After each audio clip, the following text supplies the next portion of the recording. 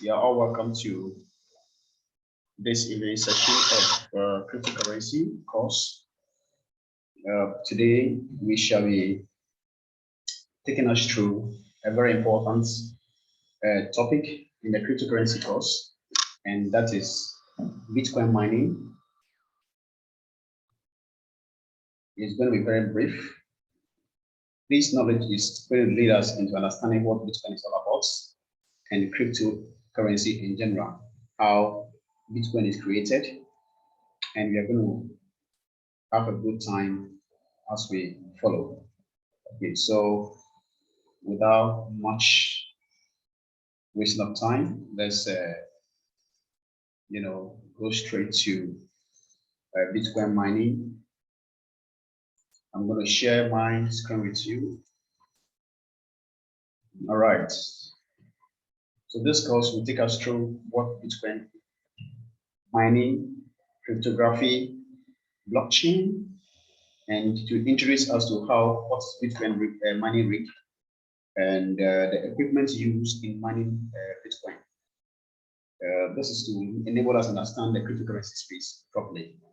So again, we come to the definition of cryptocurrency as we always do, as a normal things we do when we come to start any discussion about cryptocurrency. We say cryptocurrency is a form of assets, which also serve as a medium of exchange, like other currencies that we know, the USD, the pounds, the euro, the yen, the shilling, and the rest. But it's also designed for the purpose of exchanging data information through a process made possible by certain principles of cryptography. So we'll be looking at what cryptography is, and we will look at the participants in that process and the reward we pay to them. So we are saying cryptocurrency is an encrypted decentralized digital currency. Encrypted decentralized digital currency transferred between peers and confirmed in a public ledger. That public ledger is called a blockchain. So that public ledger is called a blockchain. We shall be looking at what blockchain is. A public ledger is called the blockchain. So we're looking at blockchain also via a process through mining. So cryptography is used to secure the transactions and to control the creation of new coins. Very good. We shall be looking at it, and then so we also say that it's a medium of exchange, such as USD, but designed for the purpose of obtaining data information through a process made possible by the principles of cryptography. So we're looking at what cryptography is. Okay, cryptocurrency, the name cryptocurrency. It is called cryptocurrency because we're using principles of cryptography to generate the coin. So in a normal cryptocurrency or in a normal fiat currency, the paper currency is printed and the coins are minted. So, but in the case of cryptography or cryptocurrency, the coins are actually mined through a process called cryptography. So what is cryptography? So when we talk about cryptography, it's a security technology or activity that ensure that your data being transmitted are protected and secured, and ensure that only those who are intended for that data are the one who receive the data. Okay, so cryptography is a method of storing and transmitting data in a particular form so that only those for whom it is intended can read and process it. So the key word there is in a particular form. So we'll look at which form is the data stored. So when I send you an information or you send me a data, it is stored in a particular form. It's stored in a particular form so that those who are not intended for the data will not have access to it. So if they see something like a data, they can't be able to read it. Okay, so the activity of cryptography includes techniques such as microdot merging words with images, and other ways to hide information in a storage or transit. It may sound very technical to you, but don't worry. We'll look at a pictorial presentation of what cryptography works. So let's look at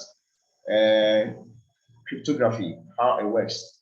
So we say cryptocurrency is a decentralized digital asset, okay, or an encrypted digital asset that ensures a peer-to-peer transaction.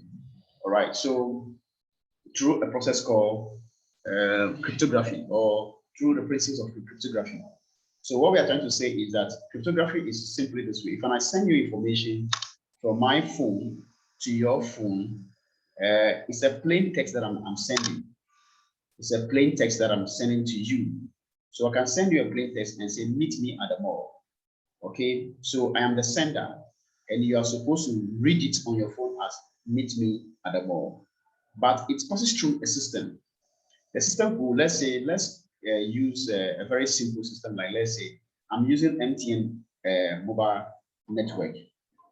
I'm using the MTN mobile network, and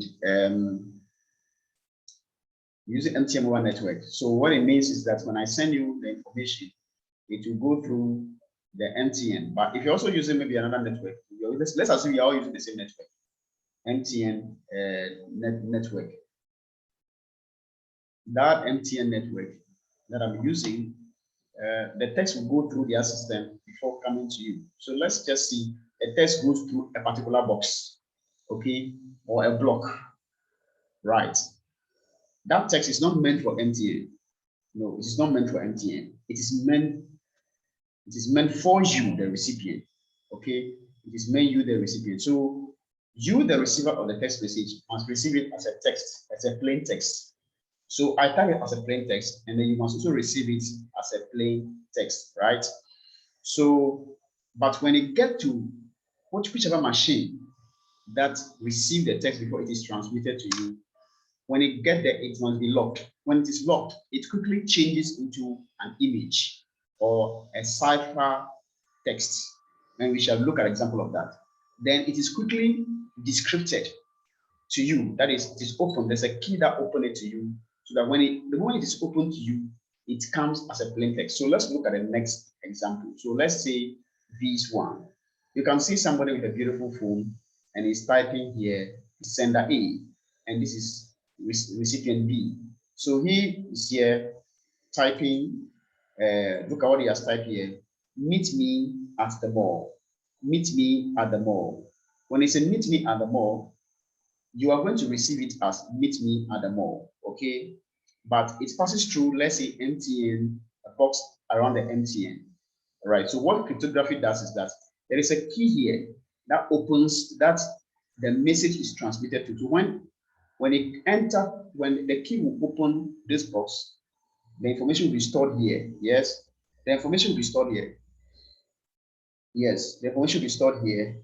And the moment it is stored, because it is not meant for the MTN, but it's meant for the recipient B, it's quickly changed into an image like this.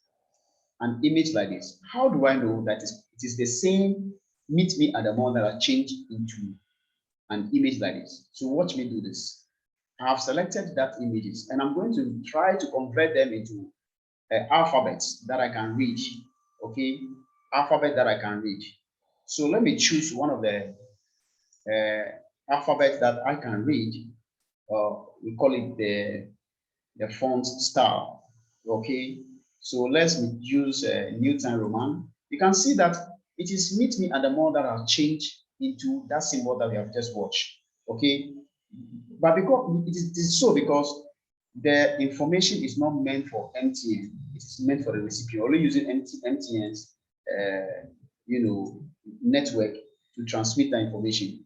So we are saying that the database, there's a database at the MTN that receive all this information and transmit it. And when it is transmitted, the recipient will receive it in a plain text, but at the MTN's whatever system they have, it will be changed into a different symbol. a different symbol. Yes, that is how cryptography works. How cryptography works. So practically, that is how cryptography works. So what cryptocurrency, the principle of cryptography is that we use this principle to design our cryptocurrency. Okay, we use this. It is this principle that produces new coin. Now, one of the things that cryptography seeks to achieve is three basic things that cryptography seeks to achieve. So modern cryptography concerns itself with the following, three. It's more than three, but we choose the first. Is more than three. Okay. So what it tries to achieve is confidentiality, integrity, and non-replication. Confidentiality means is that yes, people will be wondering, oh, so all this information that we have been sending across the world, or even the chat we'll be having with our loved ones in the name of secrets and all that, once the people working at the NTN or the telcos see it, we used to think like that. But the truth of the matter is that when your text gets into the MTN machine, let me just put it this way, MTN machine, during when it is in transit, it changes into a form like this. They don't see what you have sent. Okay, until there is an investigation, something is happening, and maybe there's a fraudulent activity that needs to be investigated by the security agencies, then they will be given the right to go to MTN office for them to encrypt this information so that they will know what exactly has been transmitted. Maybe the person has thrown the phone away, this is who has thrown his phone away, but they can have access to this information. It's until that time that they will go into the system to know the exact text message that you have sent to somebody. Okay, so there is that confidentiality that will be achieved. There is that integrity. Integrity. The information cannot be altered in the storage. This information cannot be altered. It is said that it is this information, it is meet me at the mall that have been transmitted. It will not be altered. Okay, so that is how it is. And then non-repudiation is such that the creator or the sender of the information cannot deny at a later stage in his life that the intention in the creation of the information, the intention in the creation or transmission of the information. No, you can't deny it because it comes from you. Right. So let's go back. However, there must be somebody that must verify all these things, right? There is a system, the system that is used. It is a computational algorithm, mathematics equation, or whatever system coding that must ensure that this text you sent is verified and it reaches the rightful owner. You know, that system of verification is what we call blockchain. There is a technology. So the main technology behind cryptocurrency is blockchain. Blockchain. Blockchain is a decentralized or an open source software that enables us to carry out our verification process to ensure that whatever data we are sending or whatever cryptocurrency we are sending from one point to the other reaches the rightful person. All right. So we look at we're looking at blockchain as an open source upon which Bitcoin runs. Upon which Bitcoin runs each server. Okay, which Bitcoin runs each server. You understand? You know, as a transaction database, decentralized public ledger for all transactions. Right. So this activity, there has to be a database. Database is simply a collection of records. Okay, collection of records. You know, so you can see that the reason why it is called blockchain, is that we have a lot of information. Anytime information is confirmed, it is stored in a block. I get it. So there is a chain of, because you can see this is a blockchain, and there's a computer here that is doing this way. This thing can either be a computer or it can be a mobile phone or a laptop or a tablet that somebody used to send information. All right. So when it is confirmed or verified, okay, the information is stored in a block. You understand? And this can be accessed by the public, one way or the other. We'll come to private key and public keys for us to understand this whole concept. All right, so we are saying that the technology behind the cryptocurrency, especially the Bitcoin, which Bitcoin took advantage of cryptography and that of blockchain to be able to produce Bitcoin. You understand? All right. So in talking about Bitcoin or talking about blockchain, rather, what we are saying is that blockchain is not only for cryptocurrencies. No, blockchain can be used to carry out inventory tracking, buying and sell mechanism for all hard assets. You can use blockchain to carry out decentralized asset exchange. You can use blockchain to digitize authentication asset system. You can use blockchain for global governance for transactional organizations. Blockchain can also help uplift to cloud from local jurisdiction regulations. Blockchain is a universal administration mechanism for global organizations. We can use blockchain to structure, promote transparency, accountability, and freedom. Right. So what we are trying to say is that blockchain can be used to do so many things. So one of the advice that I remember Christian Lagarde, the former IMF boss, gave was that the central bankers in the world should invest in a blockchain, and it's going to help them to carry out their banking transaction very, very efficiently. Right. So that is it. Now, the first cryptocurrency that was created in the world is the Bitcoin. So our main goal for this course is how to benefit from cryptocurrency or make money from cryptocurrency by trading and investing in cryptocurrency. So I'm just taking us through this boring process of understanding how cryptocurrency is created, the history and all that. And everybody, as it is, we are all working towards getting Bitcoin. That is the truth. There are over 4,000 cryptocurrency in the coin market as we'll be looking at when it comes to trading Bitcoin or trading cryptocurrency. But what we are all looking for is that whatever coin that we trade in must be converted into that gold asset that was created in 2009 by a certain man who doesn't want to, show his name.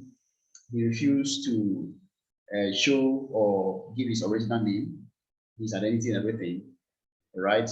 He used cryptography to secure the transaction and to control the creation of new coins. So Bitcoin became the first decentralized cryptocurrency in 2009. And we are saying that the man behind it is, just gave himself a pseudonym called Satoshi Nakamoto, who registered the domain in 2008, August 18, as bitcoin.org, published the white paper, Bitcoin, a peer-to-peer electronic cash system. And that's all on a cryptography mailing list, and launched the first Bitcoin protocol in 2009. Satoshi is the pseudonym of, or you can also say a pseudonym, right? The same thing of a programmer or programmer who their identity has remained unknown to today. Okay, it is reported that he moved on to different projects in 2010 and hand over the credit to some people and institutions who are now managing the Bitcoin cryptocurrency, right? And cryptocurrency in 2009, 10, 11, 12 has received a lot of backlash, resistance, fights. They were called all kinds of names, like they were scammers, they were fraudulent people and all that. And yeah, the central bankers or the banks especially who consider Bitcoin and the cryptocurrency as a threat to the banking system. But I can see they've lost the fights. We have no option but to come into the space of cryptocurrency to be able to maximize their returns. All right. So how do you get cryptocurrency? How do you get Bitcoin? One of the ways to be able to get Bitcoin is that just like in your local country, we have a mobile money wallet. You need a cryptocurrency wallet to be able to receive and send Bitcoin. Okay, and that'll be very good. So if you don't have blockchain wallets, it is very simple. It's on your phone, it's on the internet. You can quickly download it from your phone and go through the process and set it up. So we have put some steps here, right? So we have various type of wallets. We have the blockchain dot info, where you can get your blockchain. It contains, I think, 5 cryptocurrency. You know, it used to carry only one cryptocurrency like the Bitcoin, and later added Ethereum, and now it has added other cryptocurrencies to it, making 5. So you go through the process. You need a strong email address to be able to set up your address. You just click on create. You give your email address and a strong password. Your account to be set up. Then you need to complete the security checks to secure your wallets from hackers. And you have to use your mobile number as a tool authenticator.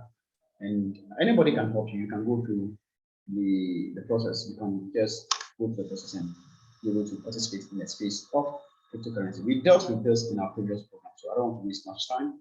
And we're looking at other multiple wallets that you can also download. You can download Jazz from your Play Store on your Android phone or your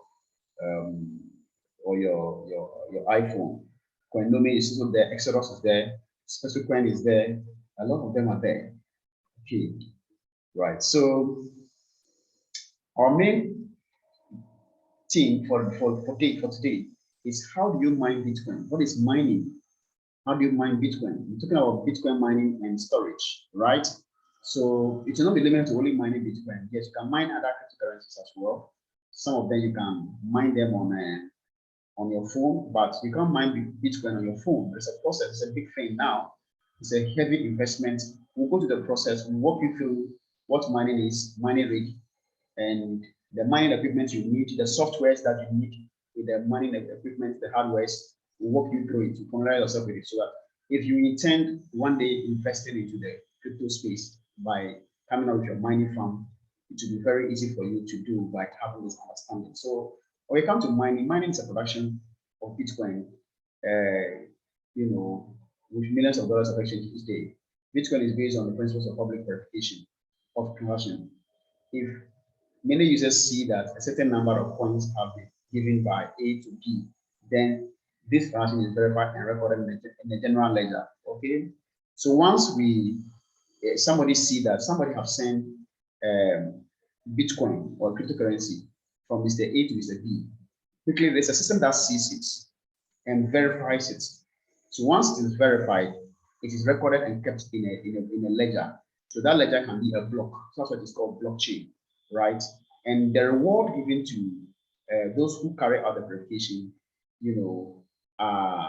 is called a mining. So every Bitcoin transaction is verified using an extremely complex algorithm, and these verifications are done by a large number of mining computers competing against each other. So we're looking at these computers very soon, right? So we are still on mining. So in most basic terms, you are using a computer to solve cryptographical equations and records that enters the blockchain. Okay, taking this a bit deeper, miners verify the hashes of unconfirmed blocks.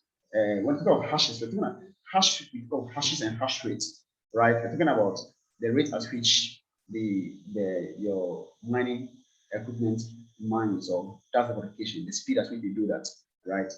Okay, so they receive a reward for every hash that is verified, right? Every record that is verified, they receive a reward. So the process of computationally intensive, requiring state-of-the-art hardware if you are planning on making much headway with mining. Okay, it's a need state-of-the-art equipment and or hardware with software, secure software, to be able to carry out that process. And we'll go through it and then see some of the hardware for some of the companies. Okay. Now, so we are still on mining. So yes, so people invest in mining rig. So we'll look at mining rig very soon. So mining rig essentially is a customized computer. It has all the common elements of a computer, and then the central processing unit, motherboard, RAM, and storage. What makes it different? The difference is the big thing. The big thing in mining is the GPU. Okay, it's a graphic processing unit. That does all the work. That's all the work. It's the main thing. That is what differentiates it from the normal computer, the GPU. Okay, all right. So we're looking at all of them. So if you want to go into mining, there are consideration, the cost involved. Okay, the power consumption. You understand? You have to know that you're not building a normal regular piece. It's a special piece you're building, right? So we'll look at some of the equipment that you need when it comes to mining. All right. So one of the equipment that you need when it comes to mining, some of the equipment are this. You can see the motherboard and some this here. This is fully installed here. You have that. You can see, right? So this is some of a picture of an image of how mining equipment are installed and all that. Okay, the power source and all that. You can see somebody holding his phone and carrying out installing his GPU. These are the GPUs, right? We'll look at them. So let's look at them one after the other. Just tease our mind and familiarize our mind with what mining is and how it is carried out. And we can proceed in our next discussion, next lesson. Okay, fine. So we have the motherboard. So take us through some hardware classes. Don't worry if you don't understand. It's just to familiarize yourself with mining activity. So don't worry if you don't understand. So there's something called motherboard that helps in the processing. Okay, and we have the CPU, the normal CPU. Okay, sometimes you don't need the CPU. The one that does the work is the GPU. Look at the GPU very soon, but we have the RAM. We have the RAM. Okay, we have the RAM. We have the RAM in the various capacity. We have the storage disk. Yes, you know, it gives the storage disk. Very important, right? This is a 1 terabyte. I think with $100 you can get this one. Okay, the more powerful one. Then we have the PSU. Depending on how many graphics cards you have installed, you will need multiple PSUs. It is tempting to find the cheapest possible, but since they are going to be pushed hard, the seller of this, the dealer in this, recommend paying a little more so that you can get the best one. Okay. Then we have this PSI. Is one of the equipment that you need. So we look at PSI. This is so that is what makes the difference now. So this is where a Bitcoin mining rig is different from a regular PC in that you can't have all the graphic cards directly attached to the motherboard, right? So if you want more of the graphic card attached to the motherboard,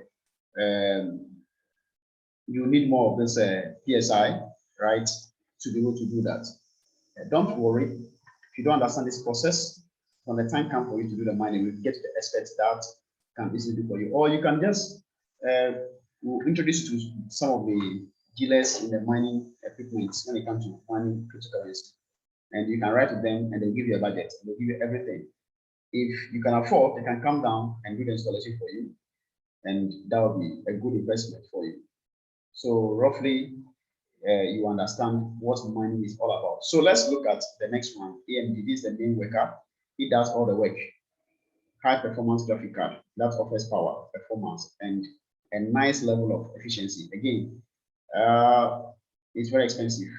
It's very expensive. It's one of the things. So when you get all this equipment that we have walked through and all that, then you can start with your installation. You can see somebody doing an installation here. Yes, I've done installation and it's checking whatever is going on.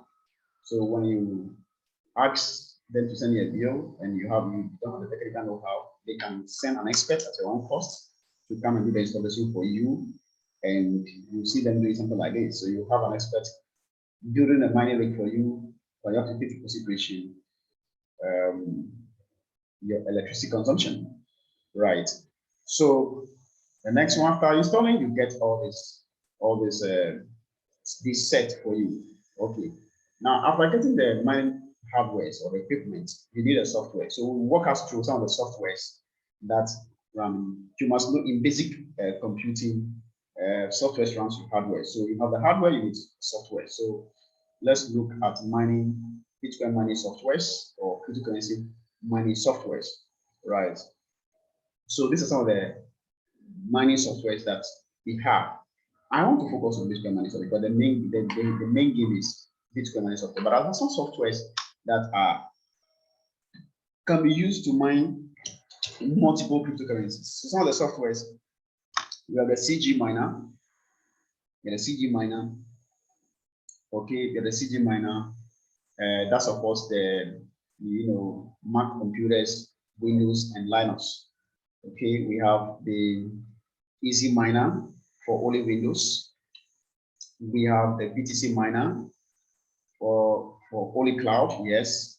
So if you're in need of cloud-based mining software, you should consider BTC Miner. The system is based on FPGA mining hardware. Once you start mining, you can begin to withdraw your Bitcoin to your wallet starting at 2 liters. So the process could be that you fund your Bitcoin wallet with this much of Bitcoin and you start mining, right? So the next one is BFG miner, which supports Windows, Linux, and Mac computers.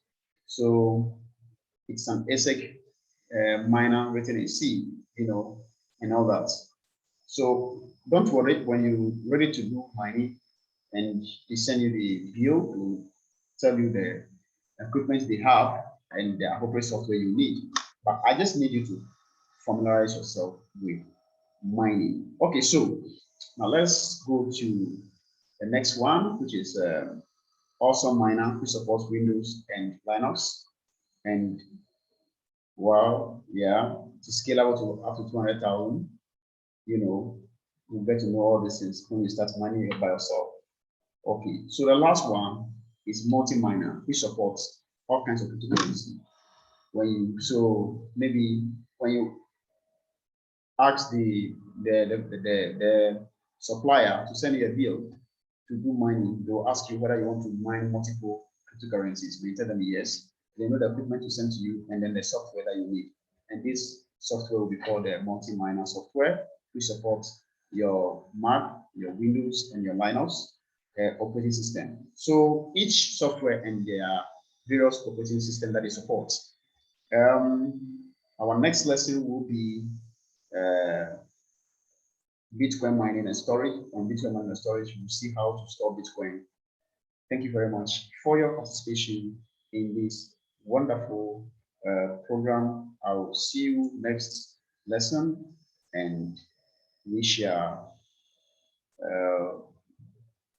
be able to proceed to understand crypto currency, and that'll be very good. That'll be very, very good, right? Right.